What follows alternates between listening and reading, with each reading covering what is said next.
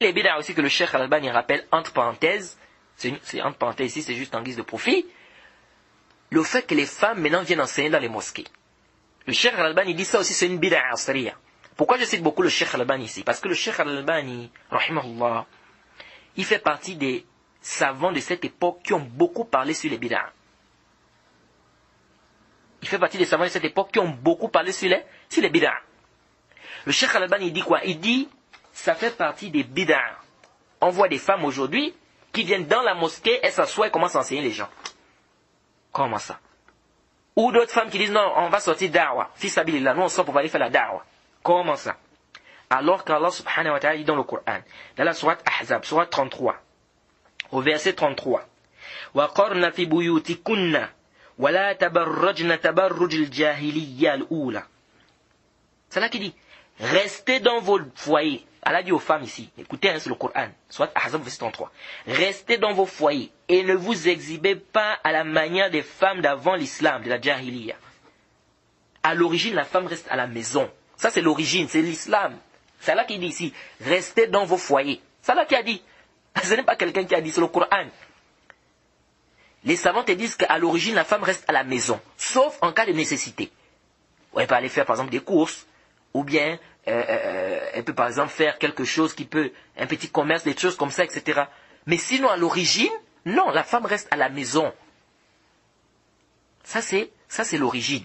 Mais comme on dit, elle peut sortir en cas de nécessité. Il faut bien comprendre ce qu'on dit ici. Elle peut sortir en cas de nécessité. Mais l'origine de la femme, c'est quoi? C'est qu'elle reste à la maison. Bon, maintenant, une femme décide maintenant de venir dans la mosquée pour enseigner les gens. C'était pas au temps du prophète. Au temps du prophète, il y avait des femmes qui connaissaient plus que cette femme-là. Les Aïcha, les Salama et tout ce monde, elles avaient la science. Est-ce qu'elles sont venues à la mosquée, même après la mort du prophète, elles venaient maintenant à la mosquée pour enseigner les gens? Et pourtant, il était rapporté qu'il y a des compagnons, parfois qui partaient poser des questions aux femmes du prophète sur certains sujets. Mais elles n'ont jamais dit non, on va maintenant venir à la mosquée, on commence à enseigner les gens, vous venez, les biques, les feux, vous vous asseyez, je vous enseigne. Non, mais elles enseignent les femmes, même les femmes.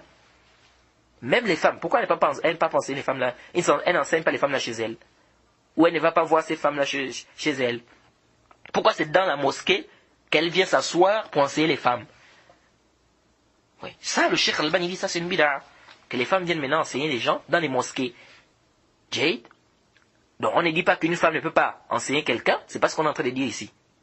Faut bien comprendre, parce que les gens comprennent toujours mal. On n'a pas dit qu'une femme ne peut pas enseigner les gens. On dit la manière dont cela s'est fait aujourd'hui, c'est une bid'a. C'est-à-dire que la femme vient maintenant à la mosquée, s'assoit et commence à enseigner les gens. Inna alhamdulillahi nahmaduhu wa nasta'inuhu. Là, comment? Ça c'était pas le temps du prophète. Ou encore, non, on sort fils sabilillah. Non, on sort fils sabilillah, on va faire la da'wa. Oh, comment vous allez faire la da'wa? On vous a demandé de rester dans vos foyers, vous allez faire la da'wa où?